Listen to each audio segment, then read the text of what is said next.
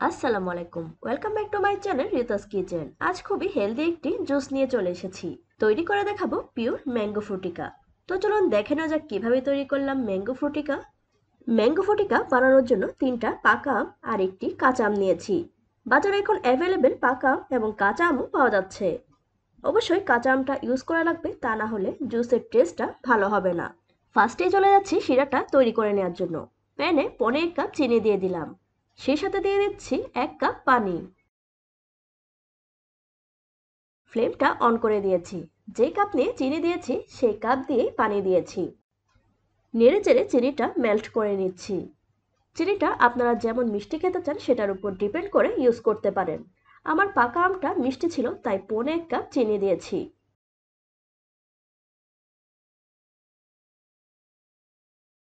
বাজারের ভেজাল জুস না খেয়ে বাসায় তৈরি করে নিতে পারেন মজাদার ফ্রুটিকা জুস।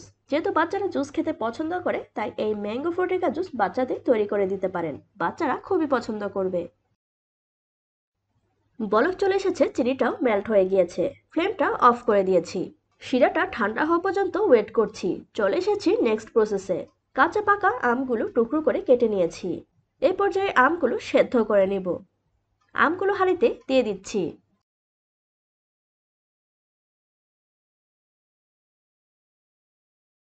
দিয়ে দিচ্ছি পানি।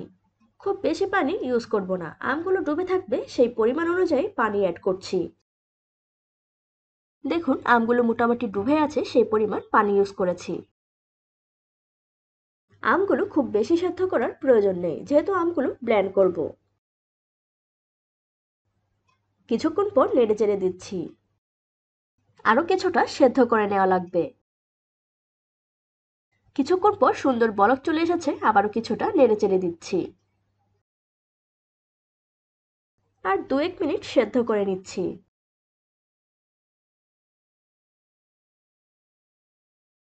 দেখুন আমগুলো সেদ্ধ হয়ে গিয়েছে, কাঁচা পাকা সবগুলো গলে যাচ্ছে। এই পর্যায়ে আমগুলো ঠান্ডা করে নিব, দেন ব্লেন্ড করে নিব। আমগুলো ঠান্ডা করে নিয়ে জারে নিয়ে নিচ্ছি।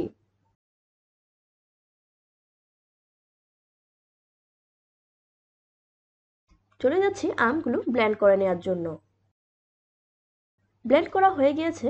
দেখুন সুন্দর একটা ম্যাঙ্গো পিউরি তৈরি হয়ে গিয়েছে। এই ম্যাঙ্গো পিউরি 6 মাস কিংবা 1 বছর ডিপে সংরক্ষণ করে রাখতে পারেন। সেক্ষেত্রে বাজারের আনহেলদি জুস আর খেতে হবে না। যেহেতু আমি ফ্রুটিকা বানাবো তাই আজ আমি সংরক্ষণ করে রাখবো না, শিরাটা মিক্স করে দিব।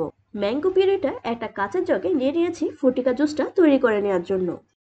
আমার ম্যাঙ্গো পেঁড়েতে কোনো আঁশ নেই তাই আমি এটা ছেঁকে নিইনি। যদি আপনাদের ম্যাঙ্গো পেঁড়েতে কোনো আঁশ থেকে থাকে সেক্ষেত্রে একটা স্ট্রেনারের সাহায্যে ছেঁকে নিতে পারেন। দিয়ে দিচ্ছি শিরাটা।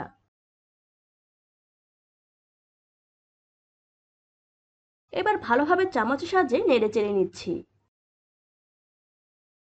আপনাদের যদি মনে হয় জুসটা খুব বেশি ঘন হয়েছে সেক্ষেত্রে পানি অ্যাড করতে পারেন। আমার কনসিস্টেন্সিটা ঠিক আছে, সেদ্ধ করার সময় যে পানিটা অ্যাড করেছিলাম জাস্ট সেটাই, কোনো এক্সট্রা পানি অ্যাড করিনি। এই গরমে বড় থেকে ছোট সকলেই হেলদি ফ্রুটিকা জুস পছন্দ করবে। গেস্ট আসলেও খুব সহজে কম সময়ে কম উপকরণে বানিয়ে নিতে পারেন খুবই ইয়ামি ম্যাঙ্গো ফ্রুটিকা কিংবা ফ্রুটো জুস। ব্যাস, হেলদি জুস রেডি।